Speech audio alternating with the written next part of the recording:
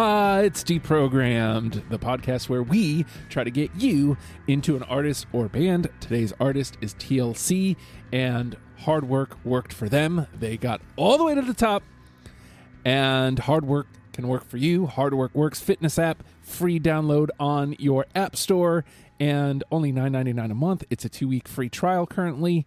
Get on that jack and get yourself jacked. Actually, I'm for real going to get on board because the dieting during this whole quarantine thing not working. I need to work out. It's not going well. So I'm going to work out, and Joe is going to help me. Hard Work Works Fitness. Check it out. Hashtag join the hustle. That's enough of that. Love Joe, but we got to move on. Today, more important things. TLC, actually, I think I plopped them up on the list because a few years ago, I had been listening to the albums as I was walking just for fun. And I put them up on the suggested list. And I think, Sarah, one of your last appearances before the last appearance, you said, I'd love to do TLC. So talk to me about TLC and your relationship with them. So TLC was among the first CDs I ever got. You know, when you have your big Christmas gift in the year you get a stereo. TLC was in that first batch, and I can't imagine my parents selected it for me. I'm sure I asked, but it was Crazy Sexy Cool was one of the first 4 CDs I got, along with Boyz II Men 2 and Aerosmith. The one with the red cover, and the name is, of course, out of my mind. And I can't remember what the 4th CD was, but it would really shock me if it wasn't Alanis Morissette. And so because I had those 4 CDs, and they were constantly going through, constantly rotating. And and Crazy Sexy Cool was constantly in my Discman. There was an entire summer that I spent by the pool, and I want to say it was in those cusp pubescent years early on, when you still want to play and run around, but you desperately want to be cool, but you don't know how to do it. And TLC was just the tits, I guess. This is this way, not, probably the most eloquent way to say it, but they were just the epitome of cool at the time in the 90s. I just loved everything about it, and dedicated my whole, formative pubescent phase to them, not in a sexy way, but there was a lot. As I'm listening to these albums, it's one of those things where I was like, why didn't I guess I was probably way too young to be singing these lyrics, but I knew all of them. So I feel like asking my mom about that, actually. What was it like listening to me? Let's listen to this stuff. All right, yeah, Bryan. I don't know if she didn't notice or just assumed I didn't know, but maybe. All right. Yeah, she was right. So when we did Arcade Fire, I was talking to Sarah about doing this episode, TLC, and we didn't have a third. And you almost immediately said, I'll do that one. So first of all, how did you miss TLC on the big board? But follow up, talk to me about your relationship with TLC. Why are you here today? Are we talking to me now? I missed that part where I was introduced here. Yes, sorry about that. The same album, really, for Crazy Sexy Cool. I remember seeing the video for Ain't Too Proud to Beg on MTV, probably a year prior to that. But, I was a kid. I just saw a video. We saw a lot of videos back then. But then I remember my sister bought Crazy Sexy Cool. And I remember, I knew every fucking song from that album, and that it was one of those albums that everybody had, like Sarah said, just that era, in the mid 90s, everybody had the same albums. So I really enjoyed it. I didn't know what Red Light Special meant. The only thing I knew a Red Light Special was the roast beef part at fucking Golden Corral. I was like, yeah, give me that meat, yeah. So, but yep, I was just singing songs about fucking as an 11-year-old boy. So it's cool. So, sort of similar. I never had the connection, apparently, that either of you all had with TLC, but I connected with them So, what about your friends and the singles from Ooh on the TLC tip? Those found me early on. Never enough to get into the group, but enough that they were well on my radar by the time Crazy Sexy Cool comes out. And I don't remember exactly the order of the singles, but Creep, Red Light Special, as those start hitting the airwaves, I'm like, oh man, they really grew up, at least sound-wise, and just enjoying, I always hate saying this, but their brand of feminism. Which, as I'm listening to their music, I realize that they're kind of the first wave of girl power without the peace signs. Like, I feel like TLC gave way to the Spice Girls more than people realize, maybe. I don't think it's an apples to oranges comparison, but I realize that they opened the door for girl power. I saw you nodding, Sarah, so I was seeing. It's funny you said that. I thought the exact same thing about the Spice Girls. And I don't know if it was like a phrase or, did they use the phrase girl power? I can't even say for sure, but I never had made that connection until I listened to them again as an adult, which seems weird to me because TLC continued to stay integrated through my music throughout my childhood. And then the Spice Girls jumped in there at some point. And for whatever reason, I never connected the two together, probably because of the way that Richmond divided up their radio stations. Oh. This being pre-streaming, things sort of got segmented out for us. So it is entirely possible that TLC lived on the hip hop station and Spice Girls were on the pop channel. I know that TLC was, high circulating in pop too, but for whatever reason, they just, that connection was never made until I was like this week. I mean, they were pretty heavily R&B. I mean, they were on the Face record. Yeah. Shit, so, yeah. But I never really realized until in retrospective, which what we're all talking about really, but it's like black feminism. Yeah. From women. Like, it's not a voice you even hear a lot today. It was just like this weird, and not weird. It's not weird to be about black feminism, but it was like so in your face in a way that the Spice Girls are more all inclusive kind of thing. So, but TLC, like you had En Vogue, you had these great R&B groups, but they weren't really like, I never say En Vogue was like a feminist group or speaking for like black women, but like TLC were, I think. Absolutely. And I made I think the direct comparison is Salt and Peppa into TLC.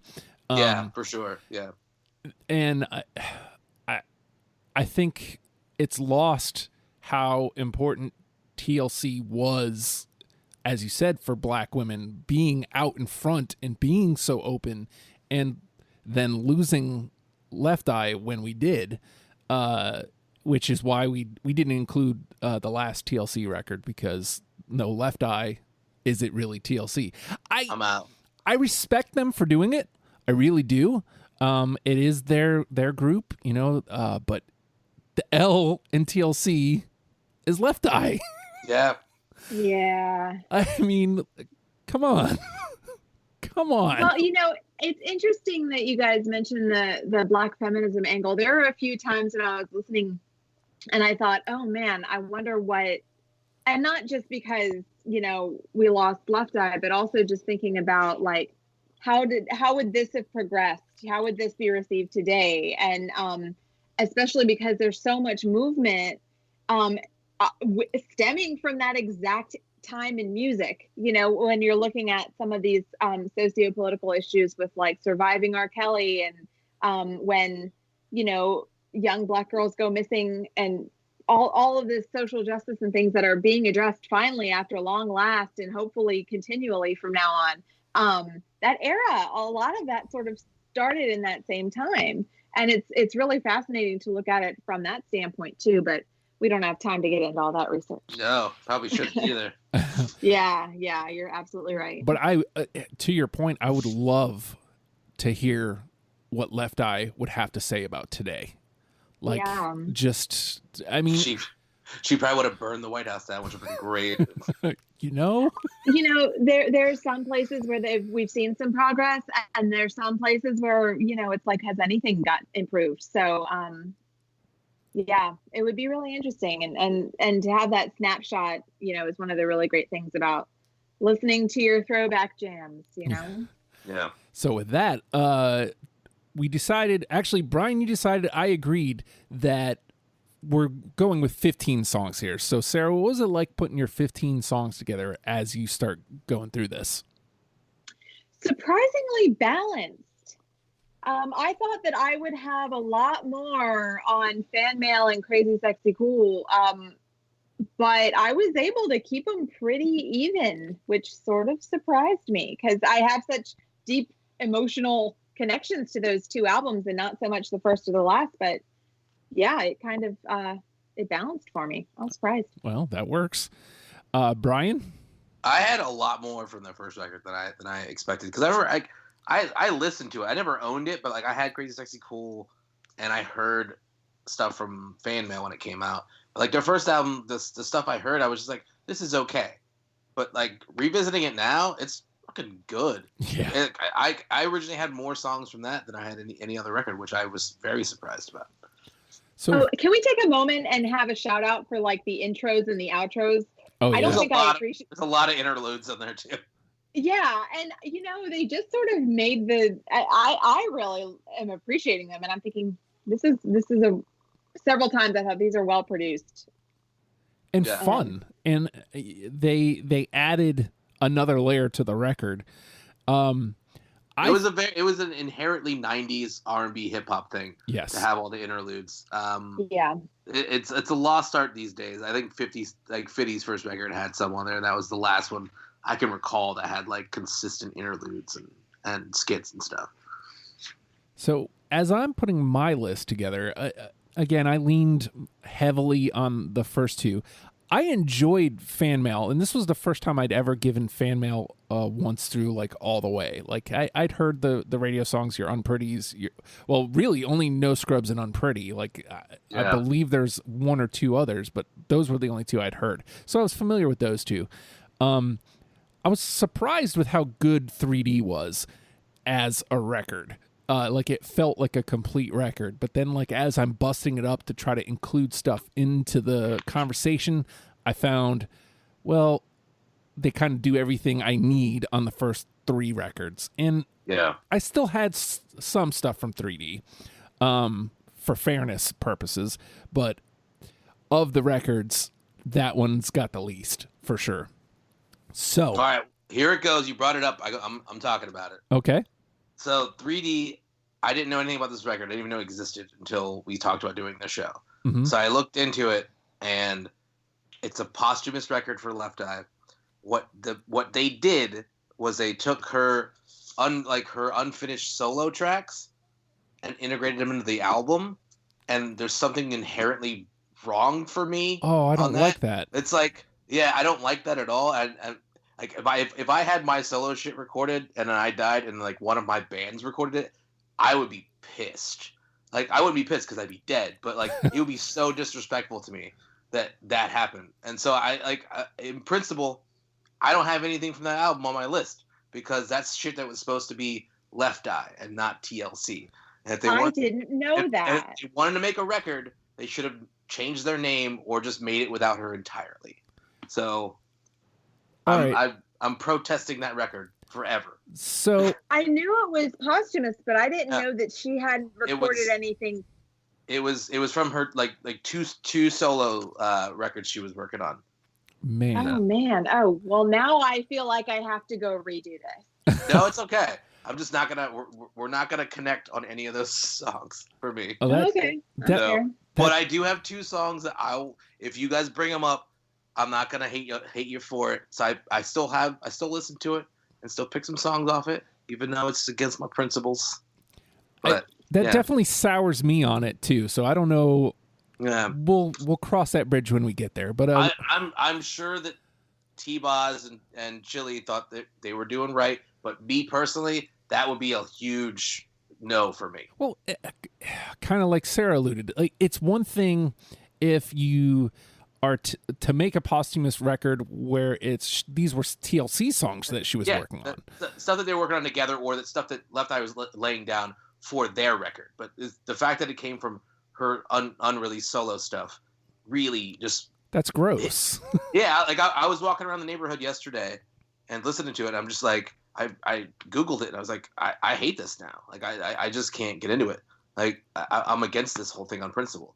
At least, like, the last record they put out, which we didn't even include, they didn't even try to bring Left Eye into it. Like, right. That's fine with me. I mean, they should still change their name, but whatever. Like, they didn't try to, like, use her tracks to still live off that shit. And that's better for me than taking her solo stuff and making it yours. Well, I guess even to that point, I was reading up on some stuff about fan mail, and fan mail almost didn't happen essentially because she was working on solo stuff, I think, and I think Chili was dating the producer or something, and it fan mail almost blew up in their faces essentially. Yeah. So that just that leaves a really sour taste in my mouth about that. I'm sorry to drop that bomb on y'all, but like I've been sitting on that this whole weekend. I'm just like, I'm gonna get on there. I'm gonna ruin the show. Well, I mean, and I will say this: it's not like I have a ton. I'm a huge Left Eye fan. Like, Left Eye is what made TLC for me. Like, you can't do that without her. For me. Yeah. Well, I guess with that, we'll move into Deprogrammed. The name of the game is Deprogrammed. We have each combed through the 4 records and picked out 15 songs that we're now going to mash against each other in an attempt to create a top 10 starter kit 3 albums for Bryan. And with that, I think I'm going to start here. I don't know that it's necessarily my favorite, but it's the one I think of all the time, every time I think of TLC. Creep. I have it. I mean, you know me in singles, but it's a fucking undeniably great song. Mm-hmm. Yeah, absolutely. I've got it. It has to be. It definitely still slaps today. Absolutely. So. Well, and that was the thing, is if it didn't hit me the same way, then I might not have had it. But it's still a great tune, and I was listening to it just before we started the show. I was just listening to it just cause, not for the show, just cause. I still love that tune. So, all right. Yeah. All right. Yeah, all right. Let's get the negativity out of the way. All right. Sarah? All right. I'm going to knock out my 3D one since I know Bryan won't agree. Turntable.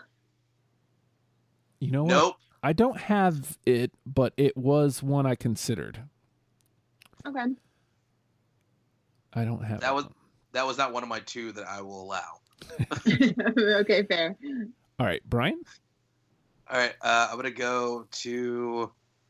I hate the fake saxophone sound they use on the song. I always have since I was a kid. But I love this song so much, but I still can't get over that fucking saxophone sound. Because I know they had real horns on Creep. I don't know why they did it on this song. Digging on You. Oh, digging on you. I have it. Digging on you. I don't. But it opens up God, with I love that. I'm like, why don't you use a real horn? Like, I know you have them. God, that album was tough. I don't have it, but it goes to the conversation. So it's a good one. Yeah, it was definitely one of the ones I threw on the list without even thinking about. I never gave 2 thoughts to the fake saxophone so now you've ruined it for me forever. No, it's still good. It's still a good song, but like I just giggle every time I hear it. It sounds like a MIDI saxophone. That's probably a very accurate description of what it is. So I'm going to go here. I'm going to go to fan mail. And I mentioned this because it's one of the singles, but this was almost a throwaway single when it came out. Like, I remember it coming out. I remember hearing it. I remember being impressed by what the song is about. This time coming back to it, remembering what it was about and listening to it, being impressed with the song. Unpretty. I've got it. I never liked that song. Like, I like what it's about. That song never struck me in any way. I don't know. Maybe because I'm so pretty, but I don't know. Let me tell you, if you were a teenage girl and you heard that song, it was your soul. I totally get it. Like, I understand why it was a hit song. I understand why people like it. it never hit me in any way. It's funny that song and the meaning of that song can still be so freaking relevant. Like women still can't just be women. Like they have to be pretty women. They can't just be who the hell they are. Still, what, 20 years later? That's insane.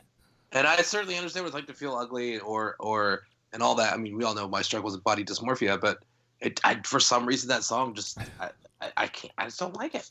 Well, it made it to the conversation, so you can pick a bone with it later. All right, Sarah? Dirty Dirty. Oh. Is that one of your 3D ones? Nope. I don't have I don't have that one either. You're killing me. I like that you're taking the misses. You're going for the misses first. I like that. Let's just get them out of the way. Let's just make Bryan happy first, and then we can get on with the show. All right, Bryan. Again, it's a single. It still slaps real hard for me. What About Your Friends? Yeah. Yep. Oh, I cut it. Yeah. Oh. And it hurt me, but I cut it. What about your friends? It's a good song. It's good, but I couldn't shake the thought of it starting up a sitcom, and therefore, it kind of like, it just felt very like it belonged in front of a TV show. So that, I had it and I had to cut it. So it's discussion for sure. I'm sure I will let it through when it comes up. Fair enough. All right, I'm going to stay on that album then. We've talked about it twice now, and we talked about black feminism, feminism in general. Ain't Too Proud to Beg. See, I got it. That's the single I cut, because that song doesn't really do much for me. And that's like the first song I ever heard from them. Like I saw the video, like Left Eye had the condom on her left eye in the video. That song just never hit me. I don't know. I think they have better versions of what that song is supposed to be on that record. But. Okay. All right. Well, it moves to the conversation. All right. Sarah? Switch. Yes. Crazy Sexy Cool. Yes. Switch. Oh, I didn't cut it. I thought that was one of the ones I cut. Yeah, I got that shit. And a Switch. That's right. I cut something from fan mail so I wouldn't have to cut Switch. All right. Bryan? All right. I picked this song entirely because of Andre 3000, which is one early use of that man, that genius of a man. Something Wicked This Way Comes. Yep. The closing track. Yep. Got it. ATL. We're going full ATL in here. I don't know if the rest of the song lives up to his opening verse, but like the fact that he's on it and it's such a huge record, and this is before Outkast became like fucking worldwide. Yeah. Just love it. Yeah. I love anything with Andre 3000 on it. Right? I can't ignore the man. He's musically, he plays every instrument, and he's just one of the greatest rappers of all time. Period. Bryan, have you ever seen him live? No, would love to. It's like face melting. Like okay, well, I don't want to go off on a Outkast tangent, but the way that they are live is incredible. I love Outkast. I want to see him live. I just don't like white people. That's fair. Yeah, I saw him at Hangout Fest, and the only reason I was able to really get a good look was because they had mistakenly booked me in the wrong room, and therefore they upgraded me for free. Nice. So that was like, it was pure luck. All right. So the listeners put this one out too. This song's impossible for me to ignore. I'm going fan mail again. No Scrubs. I got it too, man. Again, it's a big hit song, but it's fucking slaps, dude. It's a great song. Yeah. You can't ignore that one, right? And I mean, when it's so big that it spawned a parody that's not Weird Al, like No Pigeons was. Yeah. Oh God. What a terrible song that is. I don't want them pigeons. Ugh. But nah, man. Like it's still used in memes today. Yeah. Like words from that song. I mean, it's an iconic song. Yeah. Yeah, it became part of the cultural lexicon for sure. Yeah. I think that, like, outside of Waterfalls, I think that's their biggest song, like, that withstood the test of time. Yeah, you know what? Yeah. I think that might be like the definitive TLC song. When you mentioned it, maybe Creep, but I think that was a bigger hit. I think. Yeah, fair. All right. Sarah? All right. Well, since we're talking singles, Waterfalls made my list. It did not make mine just because I had to make room for other album cuts on Crazy Sexy Cool. But Yeah, I think it was the cultural iconism that held it on for me. the Justin? video's great. I mean, Yeah. So this was a calculated risk. I cut it off. Between radio play, between the fact that you can still hear it, and I mean, it's a great tune. I guess I was kind of hoping Bryan would save me. That's the best way I can put it. So, I mean, I wrestled with it because it's, the show, so much I come back to the premise of the game, right? Like, what are we doing? We're introducing people to this. And it hung on for me. I am just swinging and missing today, y'all. I wanted to add it just because of the reference to The Nice Guys with the Michael Keaton character, where he just references all the TLC hit songs. yes. Hilarious to me. But All right, Bryan? all right, I will go with fan mail. I'm good at being bad. Nope. Got it. Okay. This is very interesting. This is a lot of The thing with fan mail to me, I like that record. I don't love it. I think it's just Crazy Sexy Cool's a better version of that, and they didn't follow it up well for me. I mean, outside of No Scrubs, which is a monumental song, but the rest of it's just like, I've heard this before. I think the big thing is the chaos that was happening in the group, and it really plays out. Like, one of the things I noticed is, and that's why I pointed out that 3D, while I hate it now, You're welcome. with the new information, but 3D feels like a complete record, whereas fan mail does not. Fan mail, I mean, Crazy Sexy Cool does, because with all the interludes and everything, and Ooh on the TLC tip, same, but fan mail doesn't feel like a complete record. It feels like there's some just straight bangers in there. You got your No Scrubs, you got your Unpretty that I really enjoy, and then it's just kind of a mismatch of a couple other songs. So Yeah, and they used a lot more producers on that record than any other record as well. Like they used their original team they worked with on their first two, but then they also kind of brought on some new people, and I think it was too many cooks for me. Yep, and it really plays that way. Yeah. Well, let's see. All right, I think I'm going to go ahead and dive into the couple 3D picks I made here, because I think we're just about safe. I got Quickie. Nope. I had it. Oh. I'll put it in the conversation because Sarah had it. So, all right. You guys can have that conversation. And it officially gets us out of NTP, but it will be the first one to get cut if we pull anything else through. Goddamn right it will. Which we better. All right. Sarah? Back to the beginning. This is how it should be done. Off of Ooh. No. That was a hard cut for me. Oh, I think I cut something that I didn't mean to cut. All right. Poor Sarah. I'm telling you. I'm starting to question my identity. All right, Bryan? All right. Baby, baby, baby. Yeah. Oh, I didn't have it. I love it, but I didn't have it. Good one. Yeah. All right. How about Silly Ho?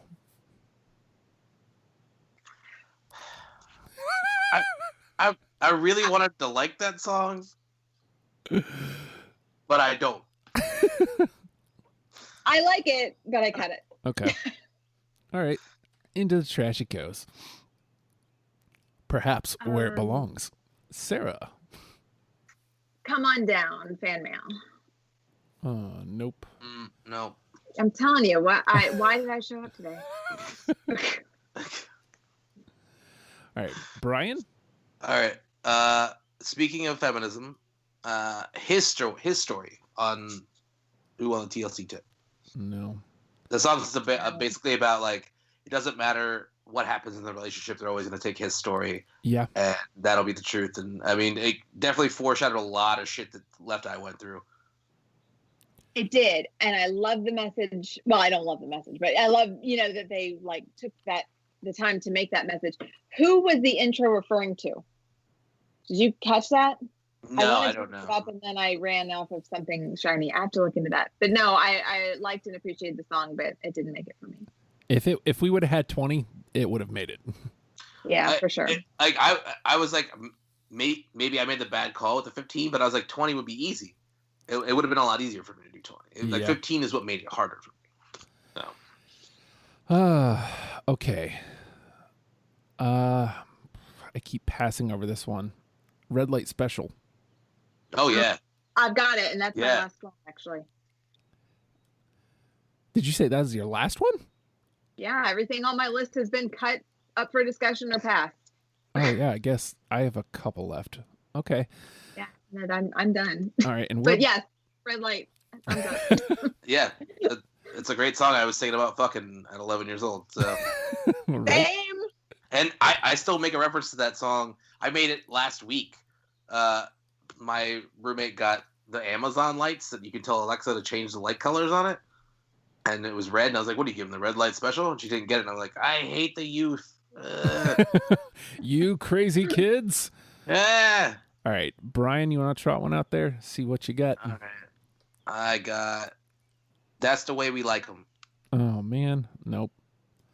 I obviously have nothing to contribute anymore. So I'm just going to bounce these last couple off of Brian. Okay. Case of the Fake People. That was the one, my last cut from that record. Shock That Monkey. I got Shock That Monkey. All right, into the combo. That was a tough cut for me. It's good. It is a good introduction to the band. Yeah. I mean, really. Yeah, it is. It is. You're right. Don't Pull Out on Me Yet. No. Nice double. And it's on my honorable mentions, but no, it never made it. All right, and then these last two, see if I found Brian's 2 for 3D. Hey, hey, hey, hey. No. Girl Talk. Yeah. Oh, okay. All right, so I'm going to put Girl Talk over in the conversation, and I'm going to drop Quickie, even though it legitimately made the list. Just for the sake of being all-inclusive here, I'm fine with that one going through. Well, it may not yet. I'm just putting it to the conversation. With a huge asterisk over my left eye. Not why it shouldn't go at all. All right, so we've got... Do you want to go ahead and clear yours out, Brian? Yeah, I have... let's see, Bad By Myself. Let's Do It Again.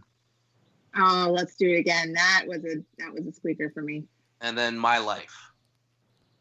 From Fan Mail. All right, so...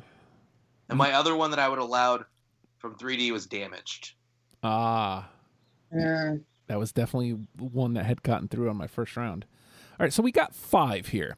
Creep, Switch, Something Something Wicked This Way Comes, easy for me to say, Red Light Special, and No Scrubs, all the way through. All right, so we don't really need anything else from Crazy Sexy Cool to go through, is what you're saying. Good. That one's good, yeah. And the only thing that is still in the conversation is Digging on You anyway. So that's a great song. If you want to laugh with that terrible sound, listen to it. But it's also a great song. But I think we got that one good and covered. So we got, let's see, 1, 2, 3, 4, 6, 7 that we need to trim down to 5. So do we bother getting anything from 3D, even though we have the one Brian approved song? Well, you already know how I feel about this, man. I feel like I'm fine cutting it. Let's get rid of it. Same. All right. So now we have 5 to go through, you said?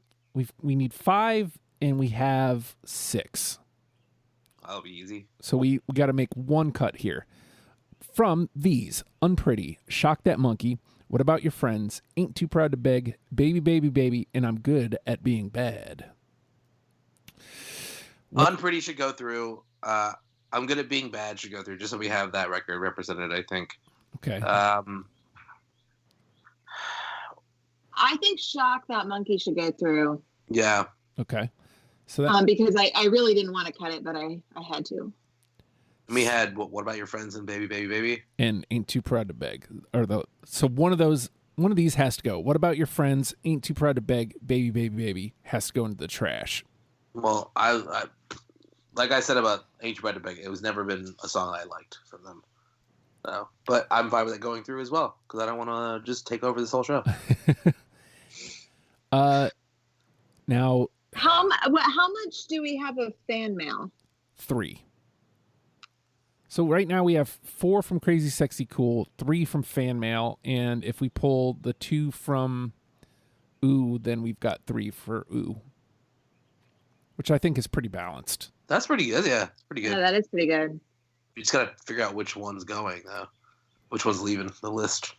So it sounds like Baby Baby Baby is in. That the fight is between what about, because I remember Sarah saying what about your friends reminds her of a sitcom, like a sitcom intro. Unless I'm completely misreading the situation. That's what I thought, but it does have a good, solid message. I mean, I'll allow it. It isn't my favorite. So let's go with Ain't Too Proud to Beg. It's more of a hip hop song. It wasn't my pick, but I think it's a more diverse pick to make. Because What About Your Friends is like a pretty standard kind of hip hop R&B song, but like Ain't Too Proud to Beg is more of a hip hop song. I remember thinking What About Your Friends could have been done by another group, but I feel like Ain't Too Proud to Beg has to be done by TLC. I honestly did for the longest time. I didn't realize that they did that song until probably when probably after Crazy Sexy Cool came out. I was like, oh, I like that song. That's TLC? Oh, shit, I didn't even know. So, yeah, I agree with you there. That is a great point, and I think that's the selling point here. So that gives us our 10. Creep, Switch, Something This Wicked This Way Comes. Why can't I say that right the first time? Red Light Special, No Scrubs, Unpretty, I'm Good at Being Bad, Shock That Monkey, Ain't Too Proud to Beg, Baby, Baby, Baby. And Sarah, I'm putting the fire to your feet to the fire, whatever the saying is. You're on fire right now. Oh no! What's the number one with a bullet? Creep. Ooh, okay. What are you thinking, Brian? It was between Creep or No Scrubs. I would much prefer Creep to be it, though. Okay, I'm with it. Finally, a song called Creep that I like. And is acceptable. Yeah. Now, Creep is exactly what I was thinking, too. So, all right, we go. Yeah, I think it's completely on brand, and it's fucking, that's TLC. It's them at their best. So, I mean, even just like the opening, like horns are just like you already know what song that is. Like nobody has to even sing. It's so good. Oh, Wow. Yeah. Oh, God. So creep. Yeah. God. Yep. Now I'm going to be listening to that later again. I was very much enjoying my revisiting of TLC. Oh, absolutely. It's fun. I hate the negative connotation of 3D now. I'll never go back to that one. But I feel like revisiting specifically Ooh and Crazy Sexy Cool, that's going to happen a lot because those are just fun records. And they're as Sarah said before, it's a great snapshot of that era. And the fact that they can be a snapshot of the era but still play well today. I love that. It's not 100% nostalgia working here. It's just these are good tracks. Yeah, it's not like you throw it on. It's like, oh, throwback jams. It's like, no, this is fucking still good. Yeah, it's better than a lot of shit that's on like out right now for sure. Well, Brian, I just messaged you earlier about your next foray. Likely, probably, Metric. Finally going to happen. Very excited about that. And then we keep talking about St. Vincent, but I keep not putting the panel together. So I could talk about St. Vincent for hours. So I know those two for sure are on your horizon. I know there's some stuff again up for you, Sarah, but I think a lot of your stuff is just kind of sitting waiting on a second panel member. So I don't know if there's one that you like really want to do that you want to put out there that's like, hey, jump on this. Yeah, in the sad aftermath of the postponed Alanis Morissette Liz Phair concert, I bet I could get a friend to join me for Liz Phair. Ooh, okay. All right. I'm into that. I'll throw that up on the board. I thought you were going to say Alanis, because Alanis is somebody I've been dying to Alanis dive hasn't into. been done yet? No. Nope. Oh, shut the front door. All right, that's happening. And I imagine it's not going to be hard. The second I put her name up there, somebody's going to jump on, probably. Yeah. I would imagine. Well, Oh, yeah. dibs. Hard dibs. All right. I've been dying to get into Alanis. I loved Jagged Little Pill. I never followed her after, other than, a few You singles don't here and have there. to. Yeah. I mean, it's there, but Oh, okay. Well, spoilers. Jagged Little Pill is peak Alanis. Look, Except for when she played God in that one movie. yeah, and Dogma. yeah. Long story short, she got happy, and we all know how that shit works with artists when they get happy. Yeah, you gotta have good and depressed. Yeah, on drugs, sad, suicidal, good, So, happy. Trifecta if you can get it. Yeah. yeah. So this was pretty agreeable. We blew through this. And honestly, like I'm just kind of drawing it out at this point. I don't want to do that. I don't want people at the end going, "Oh God, shut up." So I'm sorry for dropping that bomb on your show, man, but no, we needed that though. Like it definitely informs the list. Like it could just be my personal thing because like I'm an artist, and if I was recording something for solo purposes, and then one of my I don't even care. I mean, I like all my bands obviously, but if one of my bands did it, it would be just so out of line for me. it is. She recorded those for the purpose of a Left Eye solo record. Like that's and like if they would have used the whole thing, that would have been another thing. But they just kind of cut the bits out to fit it in because she never got a whole fucking track on that song. She always had like a verse or two here and there. Yeah. So it's like they even take the whole essence of the song. They just took whatever they would give her in the song and use that. It felt gross to me. it's really gross. Absolutely. But with that, TLC, learn them and love them, people. We'll see you next week. Bye.